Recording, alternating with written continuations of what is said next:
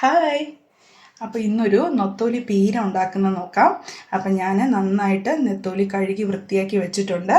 ഇനി ഇതിലേക്ക് ആവശ്യത്തിന് കുറച്ച് നാളികേരം എടുത്തിട്ടുണ്ട്, പിന്നെ പച്ചമുളക്, ഉള്ളി, ഒരു ചെറിയ പീസ് ഇഞ്ചി, മുളക് പൊടി, മഞ്ഞൾപ്പൊടി, ഇച്ചിരി പുളി, ഉലുവ പൊടി ഇല്ലാത്തതുകൊണ്ട് ഞാൻ കുറച്ച് ഉലുവയും കൂടി എടുത്തിട്ടുണ്ട്. ഇതെല്ലാം കൂടി ഒന്ന് ചതച്ച് റെഡിയാക്കാം.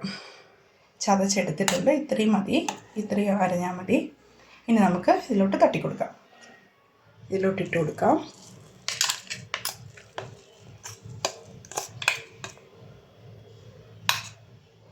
ഇനി ഇതിലോട്ട് കുറച്ച് കറിവേപ്പില ഇട്ട് കൊടുക്കാം, കുറച്ച് ഉപ്പിട്ട് കൊടുക്കാം ആവശ്യത്തിന്.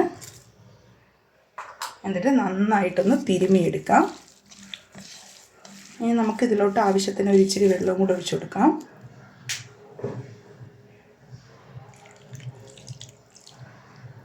ഗ്യാസിലോട്ട് വെച്ച് കൊടുക്കാം. നമുക്കൊന്ന് മൂടി വെച്ച് വേവിച്ചെടുക്കാം.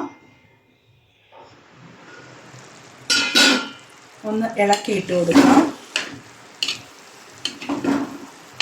ഏകദേശം ആയിട്ടുണ്ട്.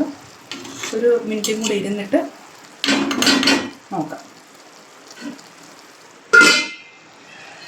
ഉപ്പ് ശകലം കുറവുണ്ട്, കുറച്ച് ഉപ്പും കൂടി ഇട്ട് കൊടുക്കാം.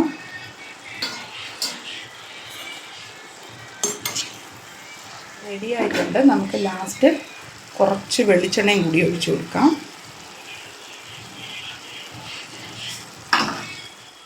നെത്തോലി പീര റെഡി ആയിട്ടുണ്ട്. ചില സ്ഥലങ്ങളിൽ നെത്തോലി തോരനെന്നും പറയും.